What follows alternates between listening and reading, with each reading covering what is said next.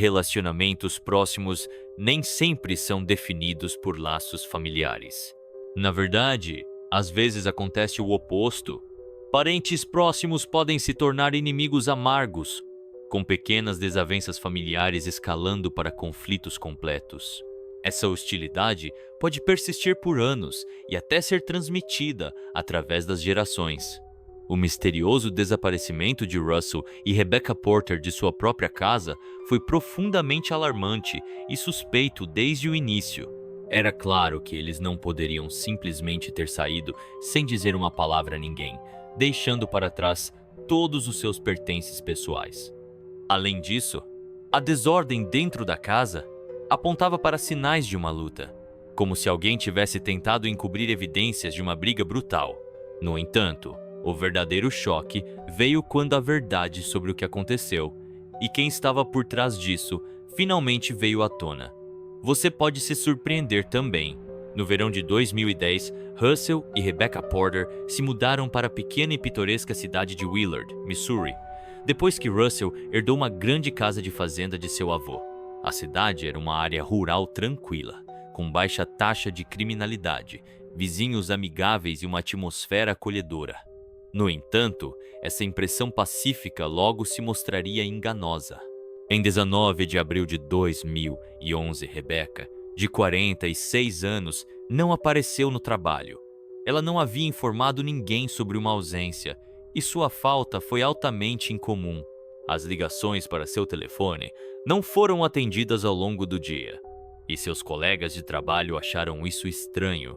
Mas inicialmente evitaram tirar conclusões precipitadas, assumindo que havia alguma explicação razoável e esperando que Rebecca entrasse em contato com eles. Por volta das 9h30 da manhã, um vizinho notou o carro de Rebecca estacionado em frente à casa. Isso pareceu estranho, já que ela normalmente saía para o trabalho às 9. Curioso, o vizinho decidiu bater na porta dos Porter para verificar, mas não houve resposta. Assumindo que o carro poderia ter quebrado, ele imaginou que Russell poderia ter levado Rebecca para o trabalho e não pensou muito nisso. Às 13h, a filha de Rebecca, Jessica, chegou à casa, preocupada após não conseguir entrar em contato com sua mãe. Jessica decidiu ir pessoalmente verificar. Na mesma época, o filho de Rebecca, Steven, que havia saído mais cedo do trabalho, também apareceu, preocupado com a falta de contato com sua mãe e padrasto. Jessica e Steven caminharam ao redor da casa, espiando pelas janelas. Eles imediatamente notaram uma bagunça significativa dentro de casa e viram que a tela de mosquiteiro de uma das grandes janelas havia sido cortada. A janela em si estava aberta. Alarmados, eles ligaram para as autoridades imediatamente, mas se abstiveram de entrar na casa. Quando a polícia chegou e entrou na casa, foram recebidos por um forte cheiro de produtos de limpeza contendo cloro. O interior estava em desordem, com pertences espalhados pelo chão. O quarto principal estava em completo caos, com sinais de uma luta violenta aparentes. O colchão havia sido movido. Um criado mudo estava virado. Um vaso de flores e uma foto emoldurada estavam quebrados no chão. No entanto, não havia vestígios de Russell ou Rebecca na casa, deixando uma leve esperança de que eles ainda pudessem estar vivos. No quarto, o odor de água sanitária era avassalador. O colchão e o carpete haviam sido completamente encharcados com o produto químico e pequenas poças dele haviam se acumulado no chão. Isso parecia ser uma tentativa desesperada de eliminar evidências. Mas até que a cena pudesse ser devidamente examinada e testada, nenhuma conclusão definitiva poderia ser tirada. A teoria inicial era que o crime resultou de um roubo que deu errado. Os investigadores determinaram que um intruso, ou possivelmente vários intrusos, havia entrado na casa através de uma janela aberta após cortar a tela de mosquiteiro. A suposição era que o intruso planejava roubar objetos de valor, mas foi confrontado pelos donos da casa, levando a uma luta violenta. No entanto, essa teoria rapidamente se desfez devido a várias inconsistências. Primeiro, todos os itens valiosos e dinheiro foram deixados intocados, apesar de estarem à vista. Segundo, a casa não mostrava sinais de uma busca. A maioria dos objetos espalhados parecia ter sido derrubada durante a luta. Por último, o maior mistério permanecia.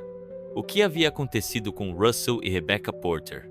A bolsa de Rebecca foi encontrada no chão do quarto, ainda contendo sua carteira, chaves e cartões bancários. Seu telefone estava por perto, com a tela quebrada, como se alguém tivesse pisado nele. Um frasco de remédio pertencente a Russell também foi descoberto no chão. De acordo com a filha de Rebecca, Jessica, Russell dependia desse medicamento diariamente devido a uma condição de saúde crônica e raramente saía de casa sem ele. O único item que parecia estar faltando era a torre do computador desktop da família, que havia sido removida à força junto com seus cabos. A aplicação da lei especulou que esse poderia ter sido o principal alvo do intruso, talvez contendo informações valiosas que poderiam fornecer acesso a contas financeiras ou ser usadas para chantagem. No entanto, essa teoria logo foi descartada. De acordo com os filhos de Rebecca, o disco rígido não continha nada desse tipo, mas armazenava outros dados críticos, nomeadamente as imagens do extenso sistema de vigilância da casa, que incluía mais de uma dúzia de câmeras. Como se viu, toda a propriedade dos Porter estava sob vigilância constante, sem pontos cegos. Quem entrou na casa havia sido gravado, e era evidente que o intruso sabia disso. Ao remover o computador, eles eliminaram a principal peça de evidência. Isso levantou outra questão perturbadora. Quem ou o que os Porter temiam tanto que instalaram um sistema de segurança tão abrangente? Sem uma direção clara para a investigação, as autoridades voltaram sua atenção para Russell e Rebecca, tentando aprender mais sobre o casal. O que descobriram pintou um quadro de um relacionamento que era tanto recente quanto incomum. Rebecca havia acabado de celebrar seu 46º aniversário. Ela havia sido casada anteriormente e tinha 2 filhos adultos desse relacionamento. Russell, por outro lado, era quase 12 anos mais jovem que Rebecca. Ele nunca havia se casado e não tinha filhos. Russell havia lutado com problemas graves no passado, incluindo abuso de substâncias. Ele tinha um longo histórico de dependência de álcool e uso de substâncias proibidas, das quais dependia fortemente por anos. Ele havia frequentado a reabilitação várias vezes, mas havia recaído repetidamente. Apesar de seu passado conturbado, Rebecca se tornou uma força estabilizadora na vida de Russell. Ela não apenas o aceitou como ele era, mas também o ajudou ativamente a mudar de vida. Com seu apoio, Russell concordou em entrar em um programa de tratamento mais uma vez. E desta vez, ele o completou com sucesso, livre de suas dependências. Russell propôs casamento a Rebecca, e ela aceitou feliz. Apesar do papel de Rebecca em ajudar Russell a mudar de vida, sua família estava longe de ficar feliz com o casamento. Eles eram abertamente críticos de Rebecca, principalmente devido à grande diferença de idade entre ela e Russell, e ao fato de ela ter filhos de um casamento anterior. Por outro lado, os filhos de Rebecca inicialmente acharam difícil se conectar com seu padrasto muito mais jovem, sem saber como se relacionar com ele. No entanto, com o tempo, eles se aproximaram e até desenvolveram um relacionamento amigável.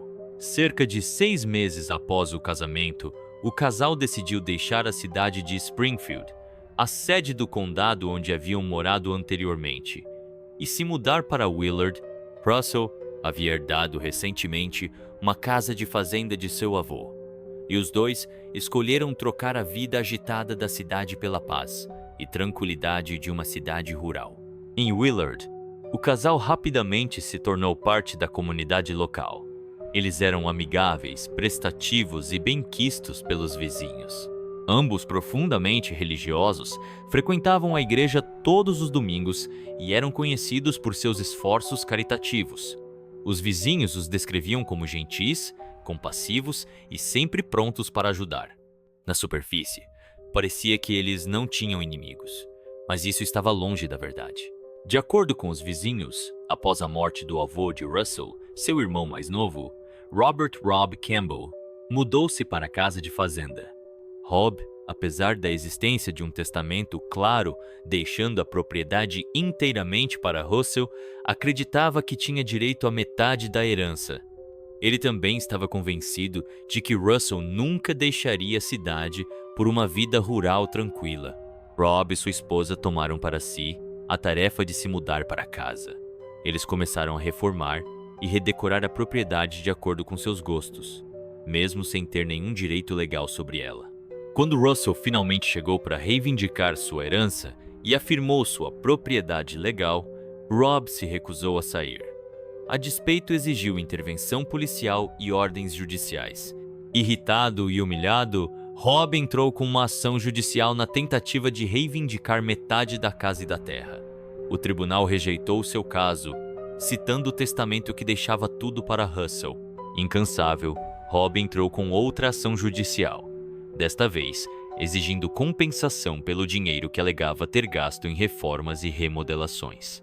Mais uma vez, o tribunal decidiu contra ele, afirmando que suas ações não foram autorizadas e não haviam sido aprovadas pelo proprietário legítimo da propriedade. Essa série de derrotas judiciais escalou para uma rixa amarga. Rob começou a assediar Russell e Rebecca, aparecendo frequentemente sem ser convidado e exigindo uma parte da herança. Seu comportamento se tornou cada vez mais hostil, com ele xingando o casal, fazendo ameaças e insistindo que eles não viveriam na casa por muito tempo. As coisas rapidamente escalaram de ameaças verbais para atos de agressão direta. As janelas da casa dos Porter foram repetidamente quebradas durante a noite, seus veículos foram vandalizados e, em um ato particularmente cruel, seu cachorro foi envenenado. Sentindo-se inseguros, Russell e Rebecca buscaram a ajuda das autoridades. Embora não houvesse evidências concretas ligando Rob diretamente a esses incidentes, os depoimentos dos Porter e de seus vizinhos pintaram um quadro claro de seu comportamento agressivo. O tribunal finalmente emitiu uma ordem de restrição, proibindo Rob de se aproximar de Russell, Rebecca ou de sua casa. Cerca de um mês antes do misterioso desaparecimento de Russell e Rebecca Porter, alguém invadiu sua propriedade no meio da noite e roubou equipamentos e ferramentas agrícolas caras. Embora não houvesse evidências sólidas ligando Rob Campbell ao roubo, os Porter ficaram cada vez mais preocupados com sua segurança. Em resposta, eles instalaram várias câmeras de vigilância ao redor de sua casa, garantindo cobertura total da propriedade. Uma vez que esses detalhes vieram à tona, Rob imediatamente se tornou o principal suspeito. Os investigadores o localizaram e o levaram para interrogatório para saber mais sobre seu conflito contínuo com o casal desaparecido e determinar se ele tinha alguma participação em seu desaparecimento. O parente idoso negou veementemente qualquer envolvimento no desaparecimento de Russell e Rebecca, embora não conseguisse esconder sua satisfação ao ouvir sobre a situação perturbadora. Rob admitiu abertamente suas disputas de longa data com os Porter, reconhecendo o conflito amargo sobre a herança. No entanto, ele insistiu que nunca desejou mal a eles e só queria, em suas palavras, justiça na disputa pela propriedade da família. Rob forneceu um álibi sólido para a noite do desaparecimento. Ele e sua esposa haviam saído no dia anterior para uma feira de equipamentos agrícolas em uma cidade próxima e ficaram lá por 3 dias. Sua esposa confirmou essa história, acrescentando que seu marido era um homem bom, que, apesar de desentendimentos passados, esperava se reconciliar com os Porter e resolver suas disputas amigavelmente. Sem evidências diretamente ligando ao caso, os investigadores não tinham motivos para pressionar acusações contra Rob. Embora alguns especulassem que ele poderia ter contratado alguém para fazer o trabalho sujo, não havia provas para apoiar essa teoria. Como resultado, Rob foi liberado da suspeita e solto. Os detetives expandiram sua investigação, olhando mais profundamente para as vidas do casal desaparecido e considerando outras pessoas que poderiam ter motivos para prejudicá-los. Isso os levou ao ex-marido de Rebecca, Terence, que também era o pai de seus 2 filhos. Rebecca e Terence haviam sido casados por 18 anos, durante os quais acumularam bens significativos. Entre seus ativos estava um restaurante lucrativo que eles coproprietariam por muitos anos. Quando o casal se divorciou, o restaurante se tornou o principal ponto de discórdia. Nem Rebecca nem Terence estavam dispostos a vender sua parte, e nenhum dos dois queria abrir mão do controle do negócio. Apesar de estarem divorciados há mais de 2 anos e meio, eles continuaram administrando o restaurante juntos, frequentemente entrando em conflitos sobre decisões. Embora suas discordâncias às vezes se acirrassem, eles geralmente mantinham um relacionamento profissional pelo bem de sua família. Ambos, no entanto, ainda nutriam esperanças de um dia possuir o negócio integralmente. Quando a polícia chegou à casa de Terence, ele pareceu surpreso. Depois que os oficiais explicaram por que estavam lá, sua confusão inicial se transformou em choque e angústia visíveis. Terence insistiu que nunca machucaria a mãe de seus filhos e negou qualquer envolvimento em seu desaparecimento ou no de seu marido. Diferente de Hobe, que mostrou arrogância durante o interrogatório, Terence desmoronou em lágrimas, parecendo genuinamente devastado com a situação. Terence também tinha um álibi para a noite em que Rebecca e Russell desapareceram, mas os investigadores não podiam ignorar seu possível motivo. Se Rebecca desaparecesse ou morresse, Terence ganharia automaticamente a propriedade exclusiva do restaurante. Apesar disso, não havia evidências ligando-o ao crime. Sem provas de envolvimento, a aplicação da lei não tinha motivos para prender, e Terence foi liberado. Como mencionado anteriormente, o quarto principal da casa dos Porter estava encharcado com água sanitária, que havia sido usada extensivamente por todo o espaço. No entanto, os investigadores encontraram apenas uma garrafa de água sanitária meio vazia na casa, sugerindo que quaisquer recipientes adicionais haviam sido levados por alguém. O produto de limpeza claramente havia sido usado para destruir evidências, mas os especialistas forenses ainda conseguiram descobrir alguns vestígios críticos. Pequenas manchas marrom avermelhadas foram encontradas no chão, móveis e paredes. Testes confirmaram que eram vestígios de sangue pertencentes a Russell Porter. Essa descoberta reforçou os piores temores dos investigadores. O casal provavelmente não estava mais vivo, mas a questão persistente permanecia. Quem poderia ter feito isso? Os detetives propuseram outra teoria, uma que parecia improvável, mas ainda plausível o suficiente para investigar. De acordo com esse cenário, uma disputa doméstica entre Russell e Rebecca havia escalado para uma briga física. As coisas ficaram violentas e o confronto pode ter terminado em um assassinato não intencional. Isso poderia explicar a desordem no quarto e as manchas de sangue. Foi sugerido que Russell poderia ter atacado Rebecca, levando-a a se defender e feri-lo no processo, ou que Rebecca poderia ter sido a agressora. Em ambos os casos, um dos cônjuges poderia ter tentado encobrir o que havia acontecido, descartando o corpo do outro, levando o disco rígido do sistema de vigilância e possivelmente fugindo da área. Quando os familiares dos Porter ouviram essa teoria, ficaram indignados. Eles negaram veementemente que algo do tipo pudesse ter acontecido, insistindo que Russell e Rebecca se amavam profundamente e nunca haviam brigado, muito menos se envolvido em agressão física. Além disso, eles questionaram por que, se um deles tivesse fugido, não teria levado nenhum pertence pessoal, como telefones, cartões bancários ou medicamento essencial de Russell. As evidências claramente sugeriam uma invasão e um ato criminoso por parte de terceiros, mas a investigação ainda carecia de pistas concretas ou evidências apontando para uma direção específica. 2 semanas após o desaparecimento de Russell e Rebecca, outro crime perturbador abalou a tranquila cidade de Willard. A polícia recebeu uma ligação desesperada de um homem que relatou ter encontrado seus vizinhos idosos, Donald e Helena Willingham, brutalmente assassinados em sua casa. Quando os oficiais chegaram ao local, descobriram que o casal havia sido fatalmente esfaqueado em seu quarto. As semelhanças com o caso Porter foram imediatamente aparentes. Em ambas as instâncias, o intruso havia entrado na casa à noite, pegando as vítimas enquanto dormiam. Em nenhum dos casos, foram roubados objetos de valor, sugerindo que os crimes foram motivados por razões pessoais, e não por roubo. No entanto, no caso Willingham, o intruso havia deixado os corpos para trás e não tentou limpar as evidências.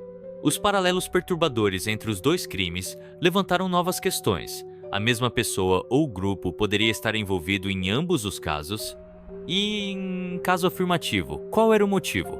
Os investigadores redobraram seus esforços, agora procurando conexões entre as duas residências e quaisquer pistas que pudessem lançar luz sobre quem poderia ser responsável por esses atos hediondos. Ambos os casos estagnaram por quase 3 meses, sem novas pistas, até julho de 2011.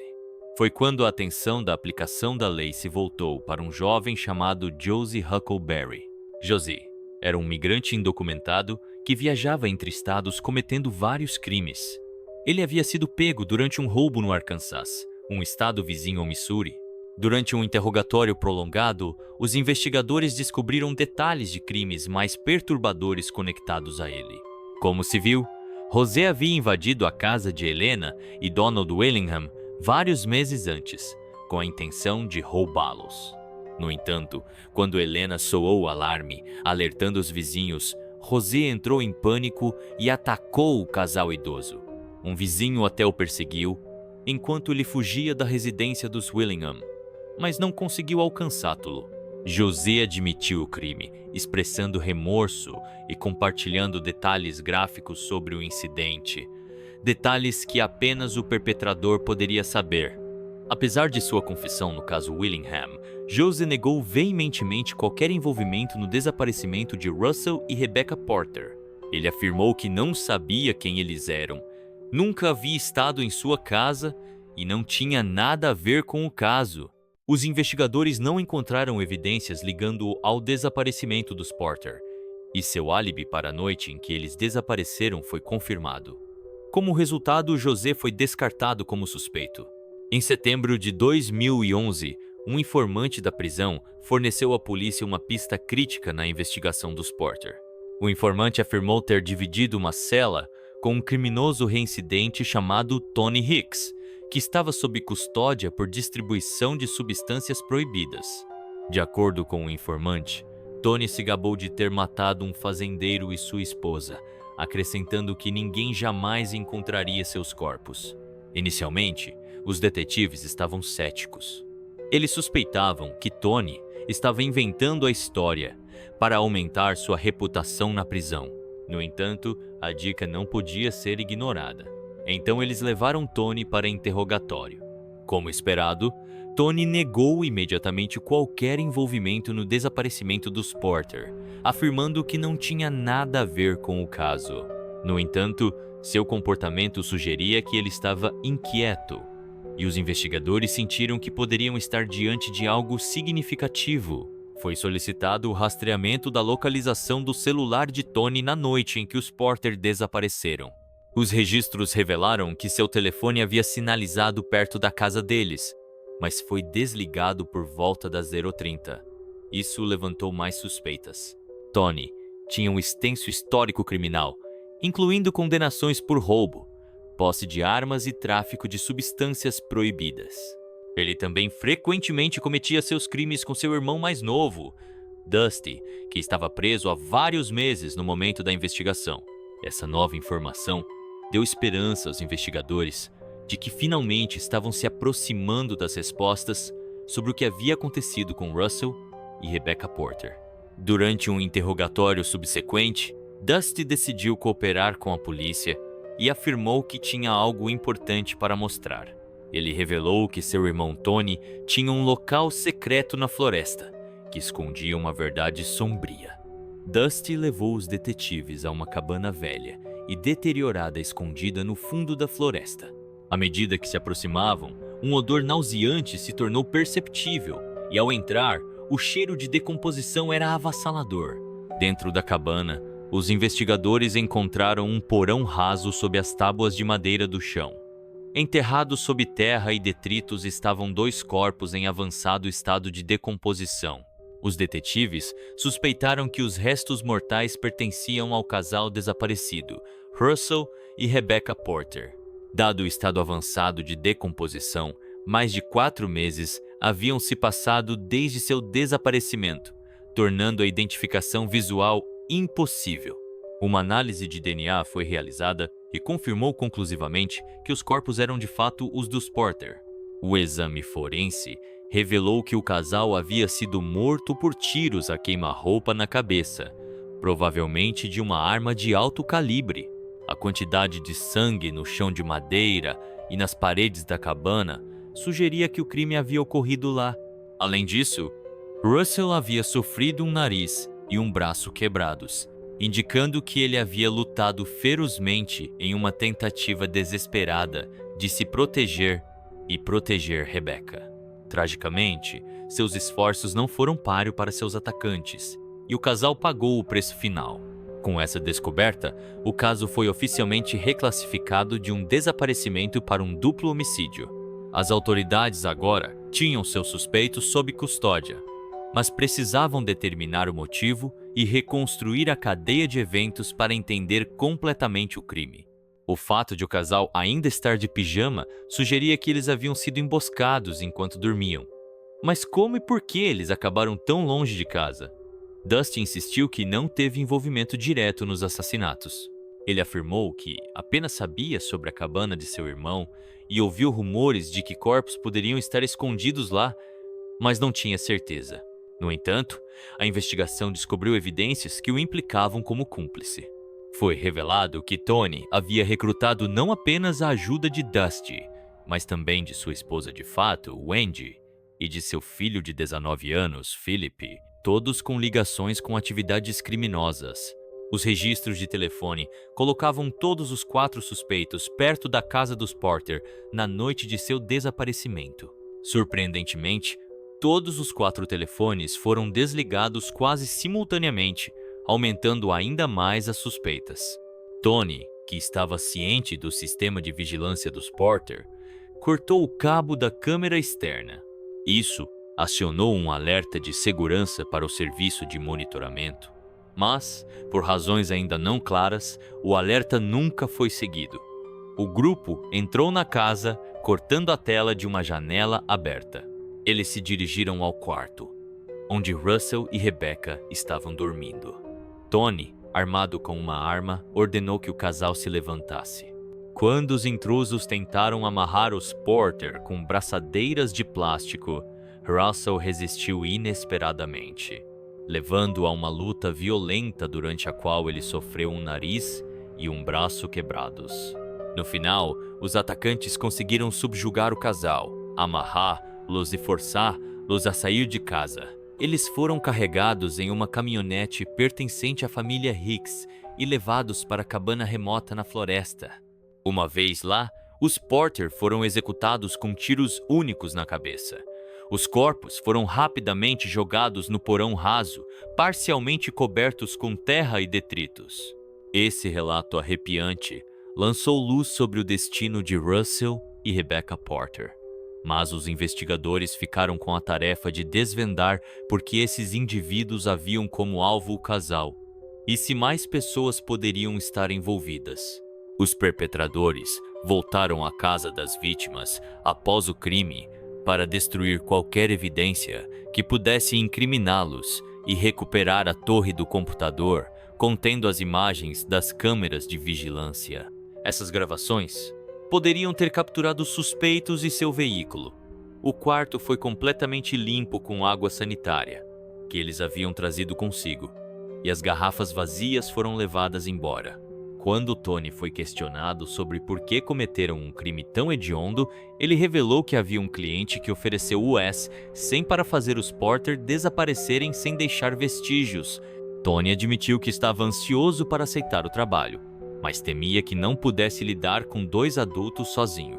Para garantir o sucesso, ele recrutou uma equipe de familiares, todos com dificuldades financeiras. O cliente misterioso acabou sendo Robert Campbell, o tio que há muito cobiçava a fazenda deixada para Russell por seu avô. Robert forneceu instruções detalhadas, incluindo informações sobre as câmeras de vigilância, e até pagou um adiantamento de US. 2. Ele cuidadosamente elaborou um álibi, levando sua esposa em uma viagem para outra cidade por vários dias. Investigadores posteriormente descobriram que sua esposa estava ciente de seu plano. A aplicação da lei prendeu o cliente e todos os 4 participantes, acusando-os de homicídio duplo premeditado, conspiração, adulteração de evidências e perjúrio. Cada suspeito tentou minimizar seu envolvimento, mas nenhum conseguiu escapar da justiça. Em abril de 2013, 2 anos após o crime brutal, Tony e Dusty Hicks foram sentenciados à prisão perpétua sem possibilidade de liberdade condicional. A esposa de Tony, Wendy, também recebeu uma sentença de prisão perpétua. Seu filho, que cooperou com os investigadores e confessou seu papel no crime, foi sentenciado a 13 anos de prisão. Quanto a Robert Campbell, ele negou veementemente seu envolvimento, e grande parte das evidências contra ele era circunstancial, levando a atrasos em seu julgamento. No entanto, no verão de 2016, o idoso foi finalmente condenado e sentenciado à prisão perpétua. Sua esposa, que havia sido acusada de cumplicidade e perjúrio, não viveu para enfrentar o julgamento. Ela tragicamente tirou a própria vida logo após a prisão de Robert.